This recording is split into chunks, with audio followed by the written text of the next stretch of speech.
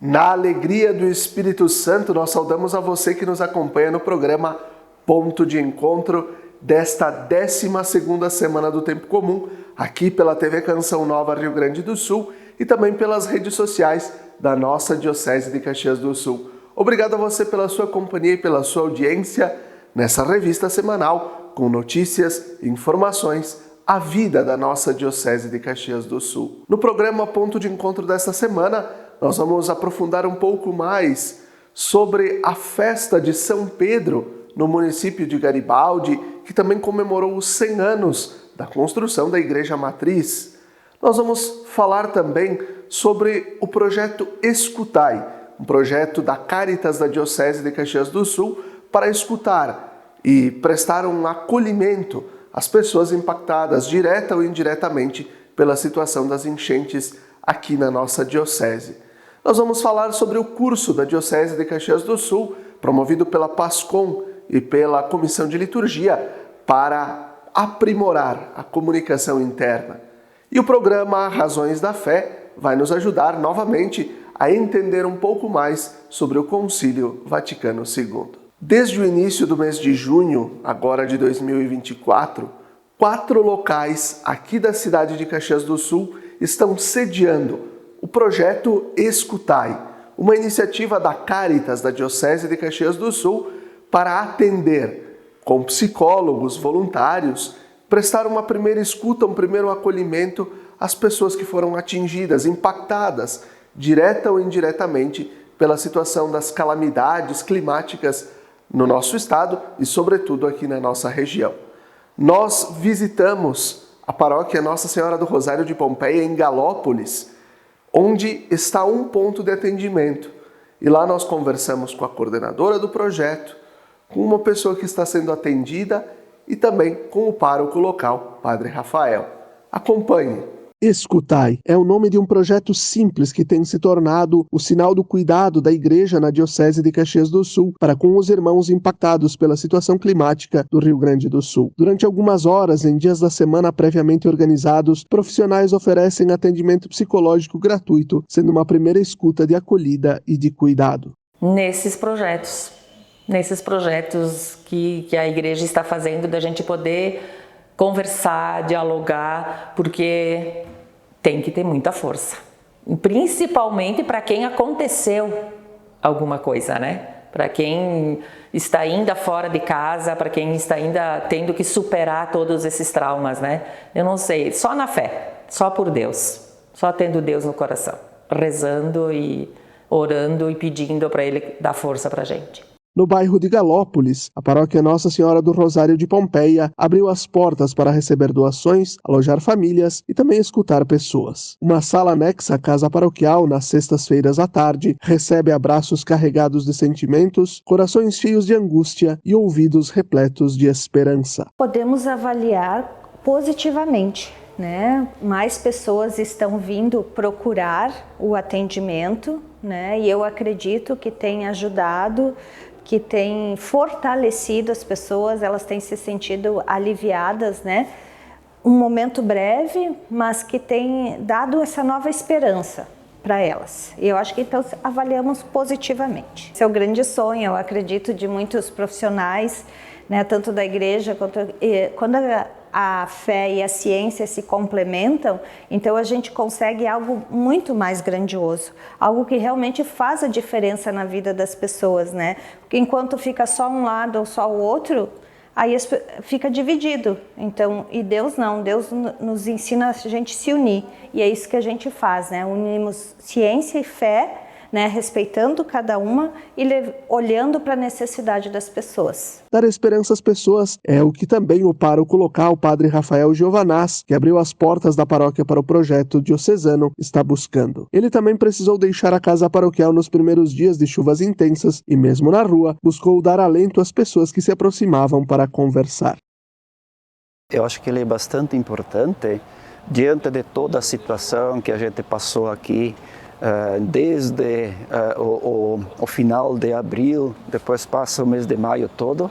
Eu acho que é importante porque o pessoal aqui ficou bastante abalado diante dos acontecimentos, dos muros sujeitos a cair e assim por diante. E o pessoal então começou a sair de casa e aí ficou bastante triste a situação. Aí claro que é importante porque o pessoal ficou bastante emotivo diante dessa situação toda, né? A gente desde o começo a gente esteve sempre junto. Então, seja até visita nas próprias famílias, seja também eles nos visitarem aqui em casa, ou seja, muitas vezes também, quando a gente se encontra na rua, eles pediam alguma orientação, alguma conversa. Então, a gente se dispôs a fazer então, esse trabalho de escuta também, né? De escuta a eles e também orientar a eles. O meu sentimento é igual ao sentimento de todo o bairro aqui de Galópolis, né? Então a gente sente essa situação. Por que também a gente sente? Por causa que hoje ainda muitas famílias estão fora de casa. Muitas não vou dizer muitas, porque muitas eram na época em que a gente começou a sair, né? Que até eu tive que sair de casa. E agora também algumas outras famílias já estão fora de casa. Por quê? Não sabem se vão conseguir retornar, se vão conseguir ter a sua casa aqui em Galópolis ou se tem alguma outra situação que é prevista diante dos poderes públicos ou diante da própria família de se deslocar a outro lugar. Então esse é o sentimento que a gente tem, né? Entre os dias 19 e 21 de junho, a Pastoral da Comunicação da Diocese de Caxias do Sul, em parceria com a Comissão Diocesana de Liturgia, realizou um curso chamado Como Melhorar a Comunicação Interna de Sua Paróquia, Pastoral ou Movimento. Foram 3 noites de formação.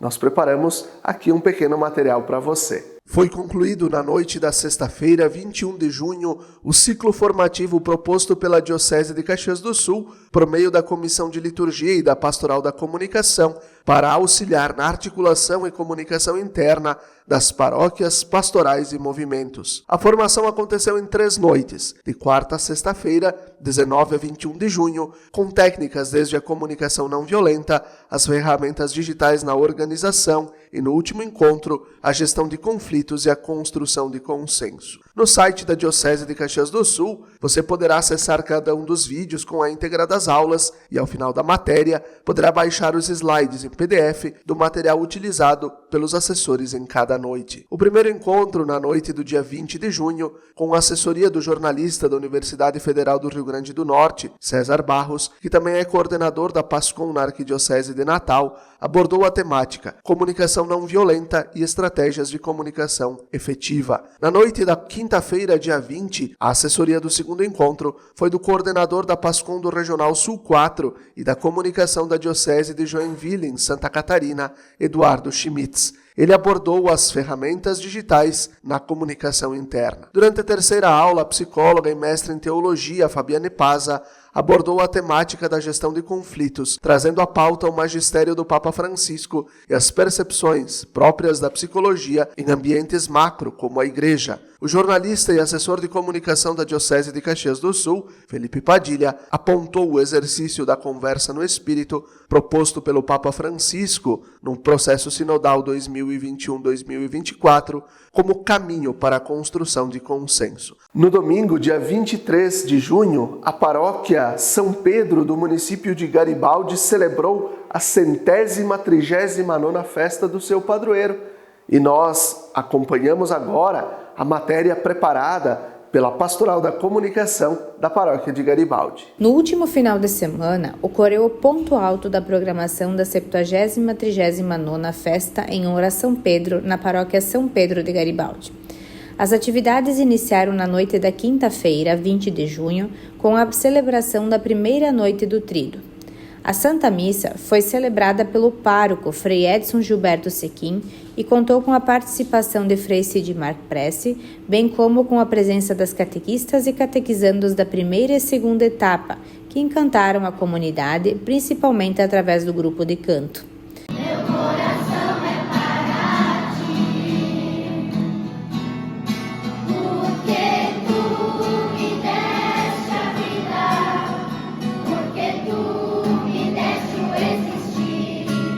Ao final da celebração, foram abençoados e distribuídos pães aos presentes. Na segunda noite do Tríduo, a Santa Missa foi celebrada por Frei Aldo Colombo, concelebrada pelos freis Edson Gilberto Sequim, Rogério Mioto e Vilmar José Dallagnol, bem como contou com a participação do diácono José Fernando da Costa e do frei Sidmar Prece.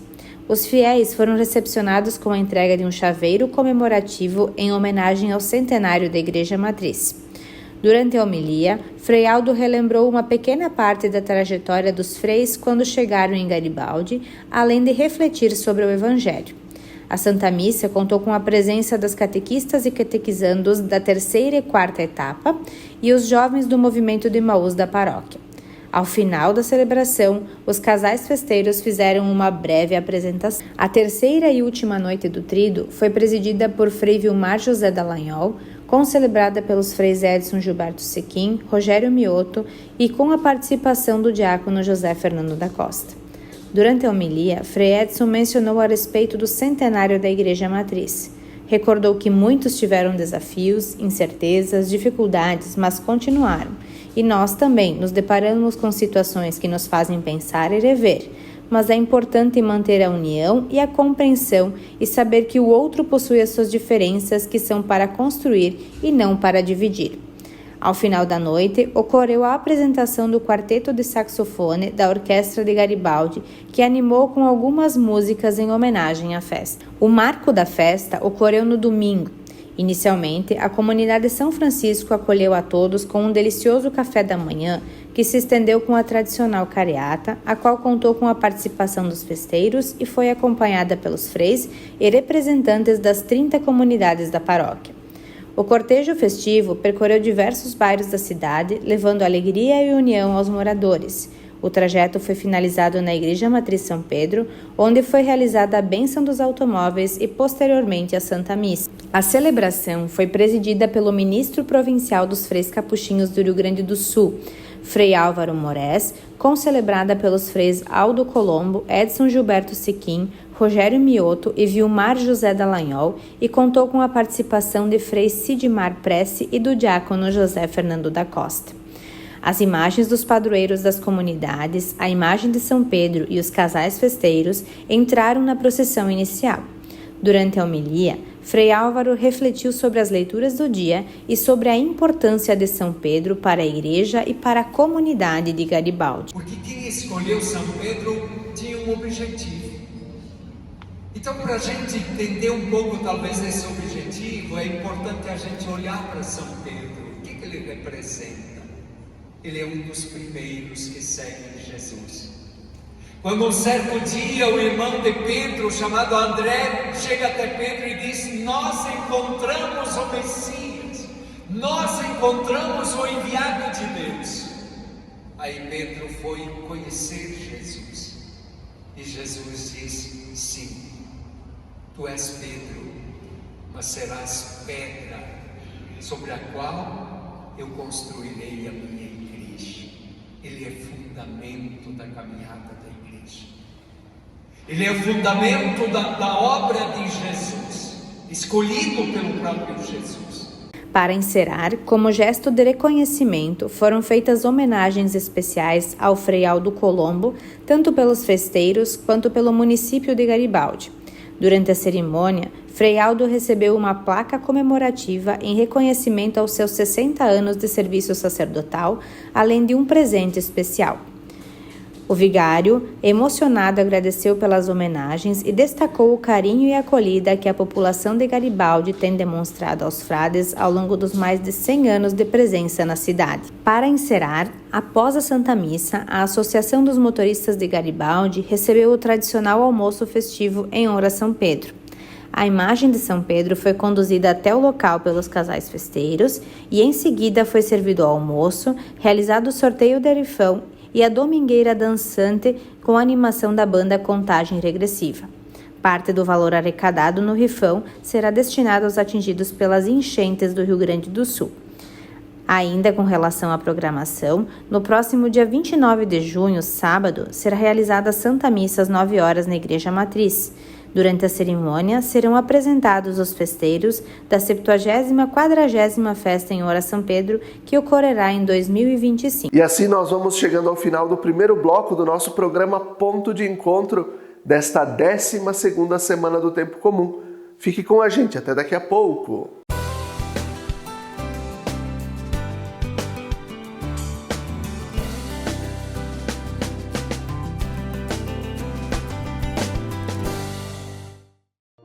Lembrai-vos, ó Puríssima Virgem Maria, que jamais se tem ouvido que deixasseis de socorrer e consolar a quem vos invocou, implorando a vossa proteção e assistência. Assim, pois, animado com igual confiança, como a Mãe Amantíssima, ó Virgem das Virgens, a vós recorro, de vós me valho, gemendo sob o peso de meus pecados, humildemente me prostro a vossos pés. Não rejeiteis as minhas súplicas, ó Virgem de Caravaggio, mas dignai-vos de as ouvir propícia e de me alcançar a graça que vos peço. Amém.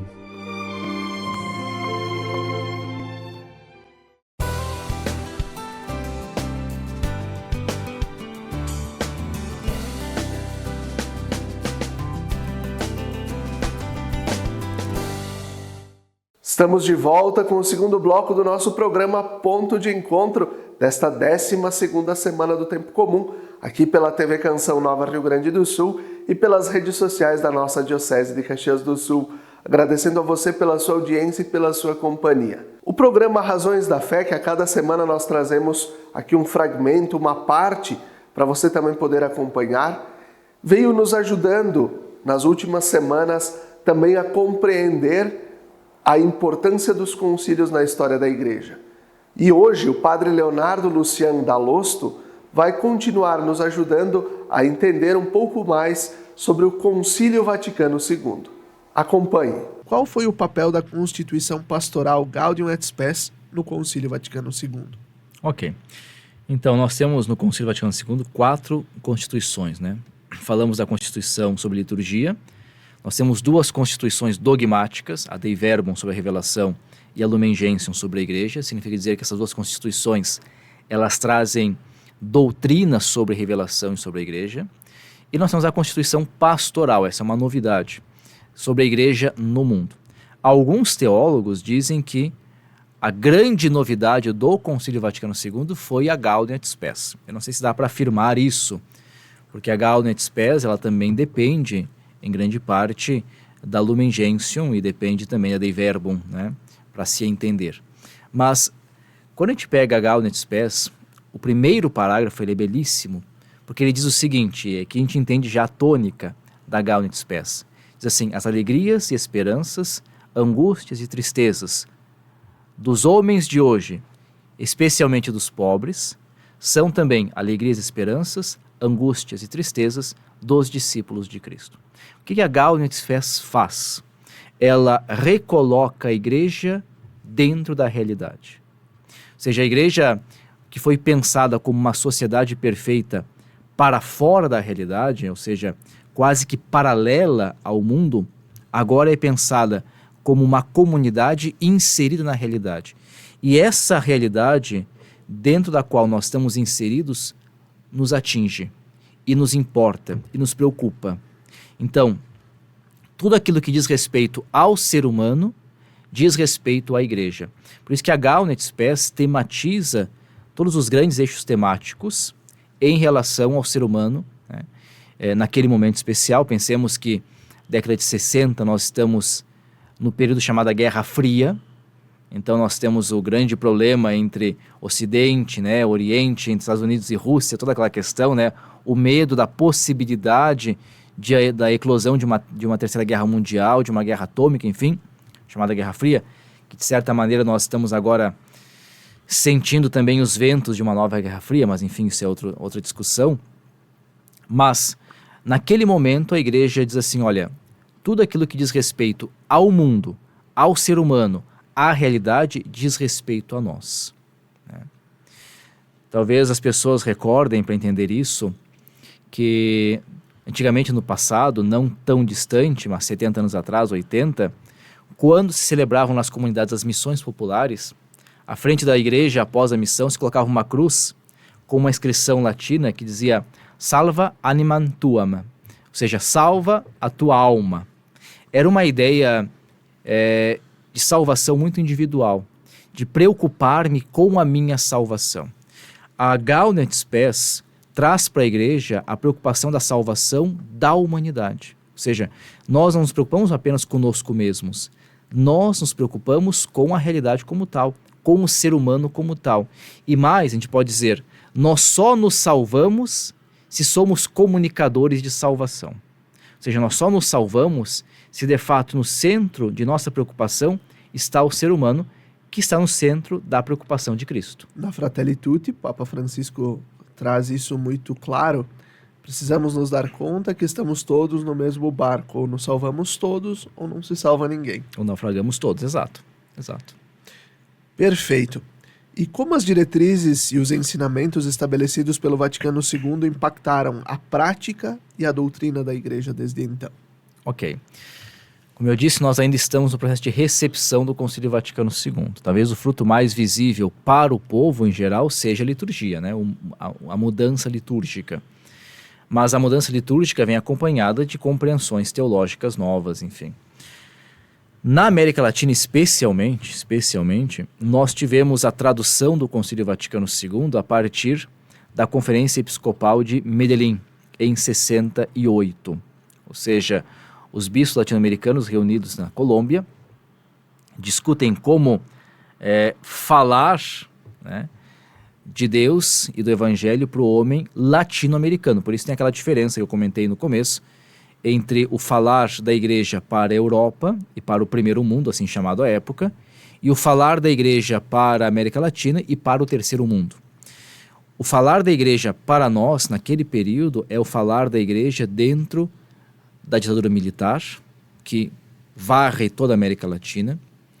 É o falar da igreja para a desigualdade social, que ainda hoje é muito forte na América Latina. É o falar da igreja para o contexto de pobreza. É o falar da igreja para a injustiça. Então, na América Latina se formula um princípio, e essa formulação é pós-Vaticano II, que depois será incorporado na doutrina social da igreja a nível universal, que é o princípio da opção preferencial pelos pobres. Ou seja, nós cremos que Cristo fez uma opção, e esta opção ela tem que ser a opção da igreja. Ou seja, se Cristo fez uma opção preferencial pelos pobres, nós não podemos fazer outra opção. Ela é inerente, ela está inserida na nossa fé cristã. Isso é reconhecido pela igreja em João Paulo II e em Bento XVI, né? Mas isso veio para nós a partir do Concílio Vaticano II, quando os bispos da América Latina começaram a olhar para a sua realidade e pensar como é que nós iremos falar de Deus, da salvação, do Evangelho, da comunidade, do amor de Deus, da misericórdia, nesse contexto em que as pessoas não têm o que comer, nesse contexto em que as pessoas estão sendo perseguidas pela liberdade de pensar, de expressão, né? Nesse contexto de desigualdade social, onde muitos não têm nada e poucos têm muito. Então, eu diria assim, é claro que a resposta e a recepção do Concílio Vaticano II na Europa é um processo. Eu penso que para nós interessa mais o processo de recepção na América Latina. E na América Latina, ele acontece inicialmente pela Conferência dos Bispos de Medellín, que vai ter continuidade depois em Puebla, Santo Domingo, e de modo mais próximo a nós, a última conferência em Aparecida, 2007, nos deixa claro o seguinte: nós somos todos discípulos missionários, isso tudo é fruto do concílio, ou seja, nós temos que exercer o nosso sacerdócio universal, ou seja, todos nós somos corresponsáveis pela missão da igreja. E a primeira preocupação nossa é evangelizar aqueles que nós já batizamos. Ou seja, a grande preocupação da igreja a partir de Aparecida é como é que nós vamos de fato evangelizar, comunicar o evangelho há tanta gente que nós já batizamos, mas que está fora da comunidade, ou seja, que não tem nenhuma vinculação com a comunidade. Eu diria, nós estamos em processo, Felipe, de recepção do Concílio Vaticano II. Nós ainda não recebemos.